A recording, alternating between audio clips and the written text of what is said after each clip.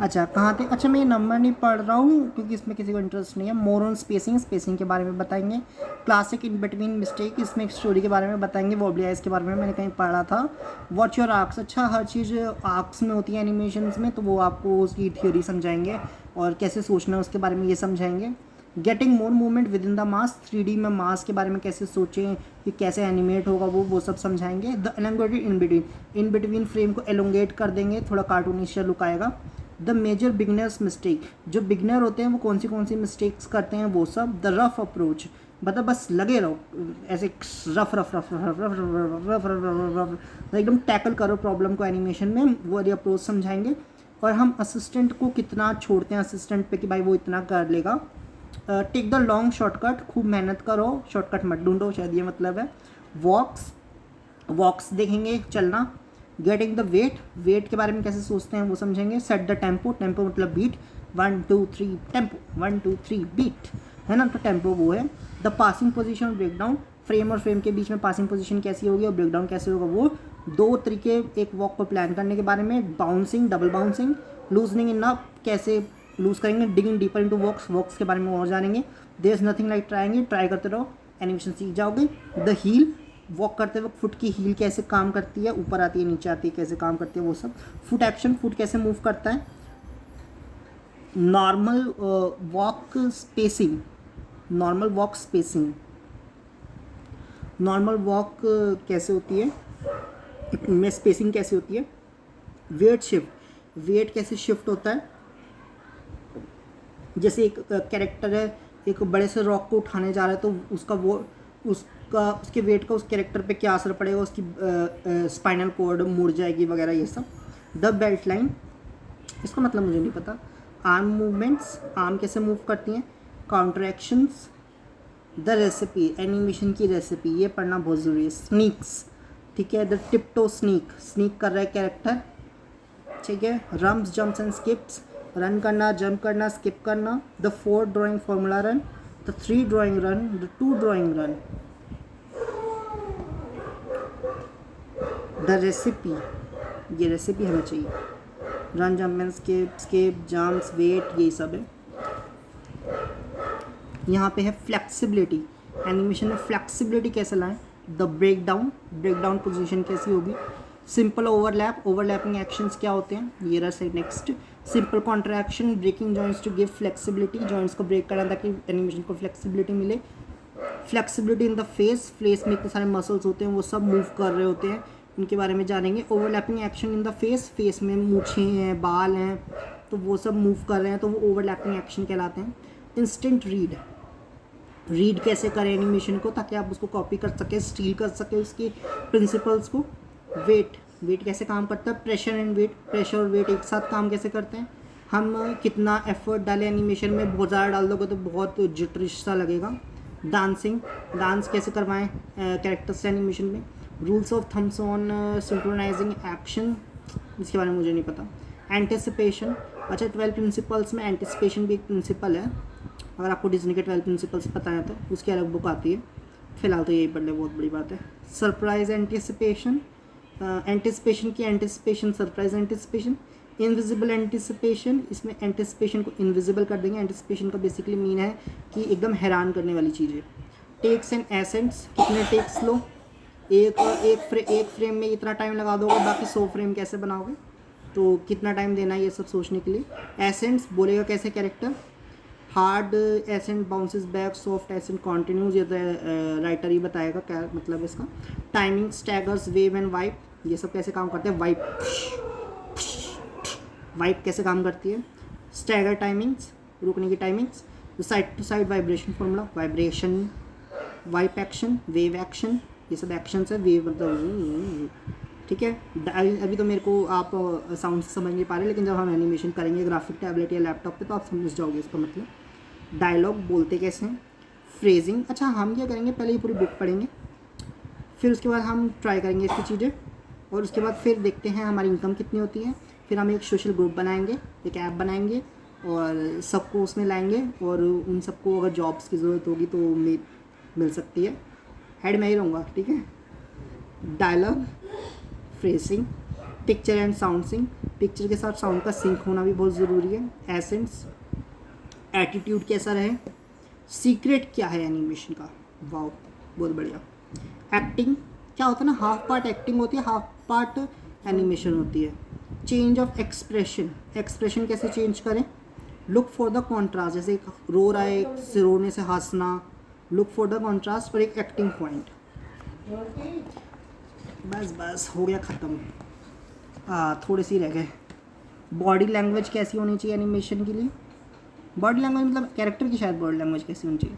Symmetry, animation में symmetry होनी चाहिए, ट्विनिंग होनी चाहिए। वैसे इसको कम यूज़ करी जाता है, जो बहुत स्किल्ड एनिमेशन होते हैं वो ट्विनिंग नहीं करते, बिल्कुल सिमेट्री नहीं रहती, एकदम उनकी रफ होती है अप्रोच। स्टील इट, स्टील करना दूसरे एनिमेशन से। आइज़, आइज़ कैसे मूव करती हैं। एनिमल एक्शन, एनिमल्स कैसे मूव करते हैं, जैसे बुक के लास्ट में आप देख सकते हो दिखा रखा है एनिमेशन, ये हॉर्सेस कैसे मूव कर रहे हैं, डॉग कैसे मूव कर रहा है। तो लाइव एक्शन रेफरेंस, रेफरेंस रख के आजकल तो 3D एनिमेशन से ब्लेंडर है, ऑटोडेस्क माया है, उसमें हम बस एनिमेशन का रेफरेंस ले सकते हैं और उसी पे कॉपी पेस्ट कर सकते हैं, उससे एनिमेशन अपने आप बन जाती है। पहले टाइम में ये नहीं होता था, पहले टाइम में हैंड ड्रॉन करना पड़ता था। Basic animal walk pattern, animal का वॉक पैटर्न कैसा क्या होता है। डायरेक्टिंग कैसे करें, ब्रीफ क्या है, लीका रील, इसका मतलब मुझे नहीं पता। सेपरेट द कैरेक्टर, एक कैरेक्टर दूसरे कैरेक्टर से अलग कैसे, ये दिखाना होता है, ये बहुत बड़ा प्रिंसिपल है। Best foot forward, casting animators, animators में कास्टिंग कैसे करें, कास्ट क्या होनी चाहिए आपकी, कैसे होनी चाहिए। अगर बंदा बहुत ज़्यादा खाता है तो उसमें मोटा होना चाहिए, ये सब समझाएंगे शायद। मेकिंग चेंजेस, चेंजेस कैसे करें, से इसका मतलब मुझे नहीं पता। वॉइस रिकॉर्डिंग, अपनी डायलॉग वगैरह कैसे रिकॉर्ड करें। हुकअप्स, इसका तो कुछ और ही मतलब होता है, पर कोई बात नहीं, हम देखते हैं इसका क्या मतलब निकलेगा। रिसर्च, रिसर्च करो एनिमेशन के बारे में शायद। एडिटिंग, एडिटिंग कैसे करो। बिलीव इन योर मटेरियल, जो सीखा है उसमें बिलीव करो। क्या होता है ना, एक बार कोई चीज़ सीख रहे हो ना तो उस पर बिलीव करना बहुत ज़रूरी है, उससे कॉन्फिडेंस आता है, उससे आप अपना काम करते वक्त दूसरे से डरोगे नहीं। वो पूछेगा भी कैसे किया तो बोलना मैंने सीखा हुआ है। द रिव्यू, इसी से कॉन्फिडेंस आता है। द रिव्यू, रिव्यू कैसे देना है दूसरी एनिमेशन को, प्रोसीजर क्या है, इंग्रेडिएंट्स क्या है। द एनलार्ज्ड एडिशन, चलिए बुक के बारे में। लेसन 1 ऑन फ्लेक्सिबिलिटी, फ्लेक्सिबिलिटी के बारे में लेसन 1।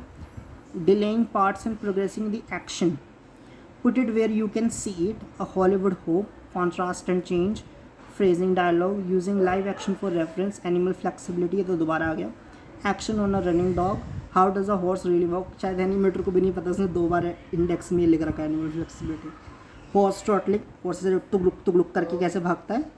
हॉर्स गैलोपिंग, ऐसे करता है ना हॉर्स अपने नाक से, वो कैसे करता है। बर्ड्स कैसे मूव करती हैं। एक चैलेंजिंग असाइनमेंट क्या होता है रियलिज्म को अचीव करने के लिए और वेट के बारे में जानने के लिए। द मूविंग होल्ड, होल्ड करो एनिमेशन को फिर मूव करो, होल्ड करो फिर मूव करो, ये सब। The great realism debate, realism के बारे में डिबेट होगी शायद। सॉल्यूशन क्या है एनिमेशन बनाने का, यस ये सब हो गया लेकिन और भी है। कंक्लूजन सो फार, अभी तक हमने क्या सीखा, माई कंक्लूजन, मैंने क्या सीखा आज तक। और live drawing for animation, animation में कि तो आपको ड्राइंग कितनी आनी चाहिए नहीं आनी चाहिए। वैसे 3D एनिमेशन में तो ड्राइंग सीखने की जरूरत होती है, उसमें मॉडल्स होते हैं, पपेट्स की तरह बस फ्रेम करने होते हैं, वो काम करने लग जाते हैं। एक्नॉलेजमेंट्स खत्म, फ्यू इंडेक्स तो ख़त्म हुआ। और यहाँ पे एक छोटे से हमारे राइटर की फ़ोटो है, यही है रिचर्ड विलियम, इसी ने और ये हू फ्रेम्ड रोजर रैबिट बनाया था। देखो एनिमेशन लिखी हुई है, मैगज़ीन का कवर है, ये कुछ लिखा भी हुआ है, लिखा है रॉजर रैबिट, हाँ Roger Rabbit, who framed Roger rabbit.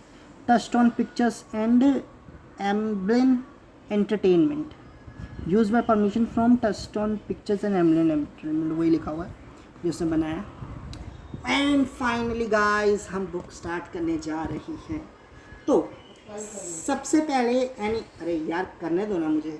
सबसे पहले एनिमेशन, वाई दिस बुक, क्यों ये बुक क्यों लिखी मैंने।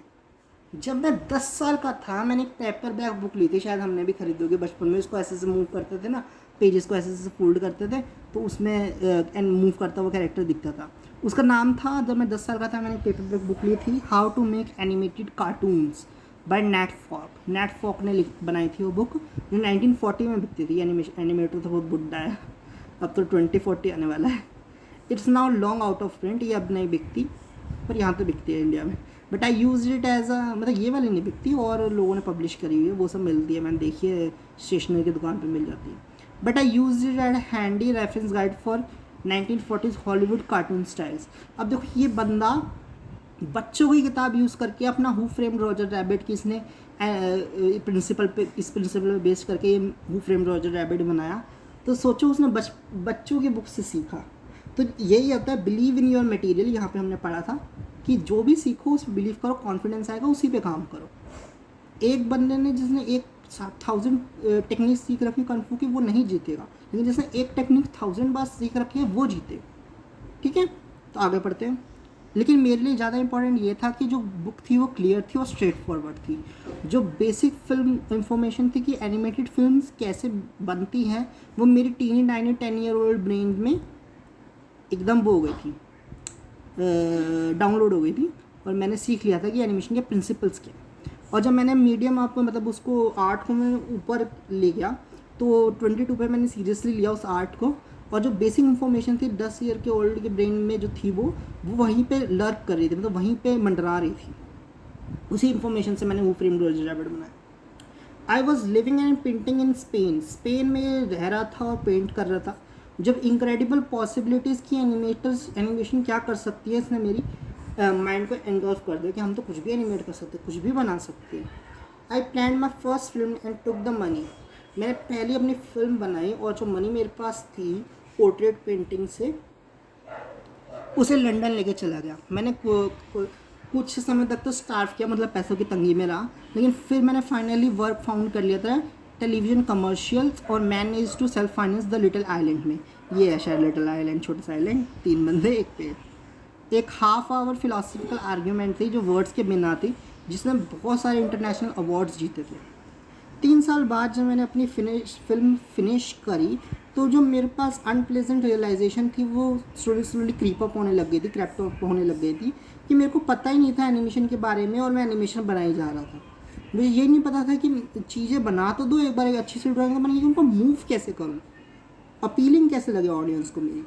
तो अपने आप को ट्रेन करने के लिए मैंने केन हैरिस की जो एनिमेशन थी उसको ट्रेस करने लगे। ऐसा मैंने बताया ना, रेफरेंस को 3D में ट्रेस करके पॉइंट को वहाँ लगा के मॉडल के एनिमेशन बना लेते। तो मैंने ट्रेस ऑफ करने लगा केन हैरिस को।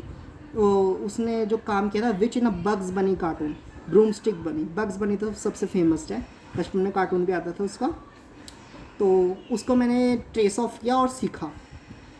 और ये करने से मुझे सिर्फ यही पता लगा कि मुझे कितना कम पता था एनिमेशन के बारे में। एनिमेटर को ही नहीं पता, और आज देखो हम उसकी बुक पढ़ रहे हैं। While I was making the little island, जब मैं लिटिल आइलैंड ये बना रहा था तो मैंने बाम्बी की शायद एनिमेशन फिल्म है का रिलीज़ देखा था, और मैं तो अपने आप को एनिमेशन में रिवोल्यूशनरी मास्टरमाइंड समझता था। तो मैंने फिल्म को रिजेक्ट कर दिया कि अच्छी नहीं कन्वेंशनली, मतलब आमतौर पे। बट मैंने जब अपनी उस फिल्म को फिनिश किया तो मैंने बाम्बी को टिकट खरीद के दोबारा देखा, और मैं अपने थिएटर से पैरों पे और हाथों पे एकदम मतलब ऐसे चल के बाहर आया कि उन्होंने ये सब किया कैसे, how did they ever do that, उन्होंने ये सब किया कैसे, एनिमेशन बनाई कैसे इतनी बढ़िया। तो मेरे को बस इतना ही समझ आ गया था कि मेरे को कुछ नहीं पता था। आहा, हमारा रिचर्ड विलियम्स और केन हैरिस वानाबी, मतलब जो बनना चाहता है एनिमेटर, वो है ये। चलो आगे कल पढ़ेंगे।